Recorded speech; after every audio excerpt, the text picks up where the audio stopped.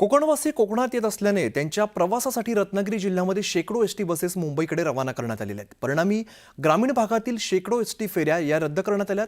प्रवाशांमध्ये यामुळे संतापाचं वातावरण आहे। याचाच आढावा घेतलाय आमचे प्रतिनिधी चंद्रकांत बनकर यांनी। आपण हा आढावा बघणार आहोत। मात्र खेड एसटी आगारातली आपण ही दृश्य बघतो। या ठिकाणी प्रवासी चांगले संतप्त झालेले आहेत। ग्रामीण भागातील एसटी सेवेचा बोजवारा उडल्याचं आपल्याला बघायला मिळत आहे। गावोगावी जाणारी एसटी ही बऱ्याचदा उशिरा येते किंवा येत नाहीये, त्यामुळे या प्रवाशांमध्ये सुद्धा नाराजी बघायला मिळते।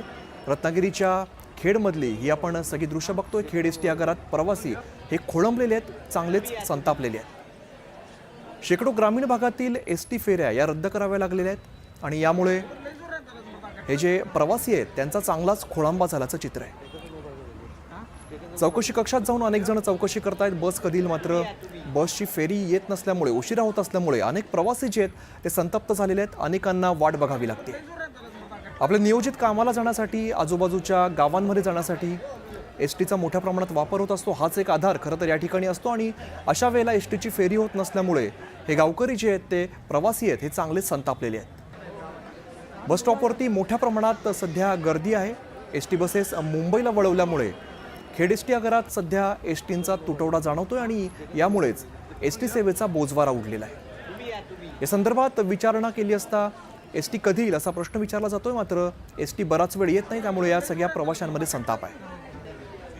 कोकणातील प्रमुख सण म्हणजे गणेशोत्सव आणि या गणेशोत्सवासाठी कोकणात लाखो चाकरमानी कोकणवासीय दाखल होत आहेत। मात्र यासाठी हजारोच्या संख्येनं एसटी बसेस ज्या आहेत या मुंबईतून कोकणात येण्यासाठी सोडल्या गेल्यामुळं आता ग्रामीण भागात जाणाऱ्या एसट्या मोठ्या प्रमाणावरती रद्द करण्यात आलेल्या आहेत। त्याच्यामुळं दिवसेंदिवस तासनतास प्रवासी रखडत आहेत। माझ्या पाठीमागं बघू शकतो की सर्व लोक जे आहेत हे या ठिकाणी त्यांना जाब विचारताना दिसत आहेत। सकाळी किंवा पहाटेच्या सुमारास आलेल्या गाड्या दुपार होत आली तरी देखील ग्रामीण भागात जाण्यासाठी गाडी नाही, त्यामुळं मुंबईतून कोकणात तालुक्यात येणं शक्य आहे, मात्र तिथून आपल्या गावी आपल्या घरी येण्यासाठी मात्र मोठी कसरत या ठिकाणी जी आहे ती करावी लागते।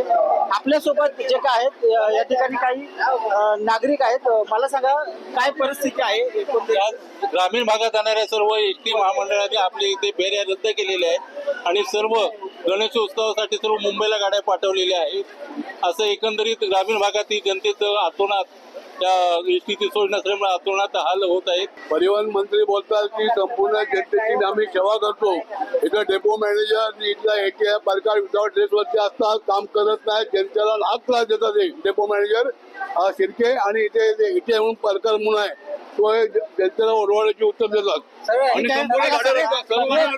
सगळे जण उडवाउडवीची गोष्ट करतात। आता इथे जस्ट ही बस लागली, त्यांना मी विचारलं की बाबा ही बस कुठे जाणार, त्यांनी सांगितलं की इकडे जाऊन विचारा। अरे ऑलरेडी तू म्हणजे कंडक्टर आहेस ना, मला सांगायला पाहिजे ना की मी कुठल्या म्हणजे कुठे जातोय, घेऊन जातोय की काही पण बोलाल तुम्ही। किती तास रखडलाय तुम्ही?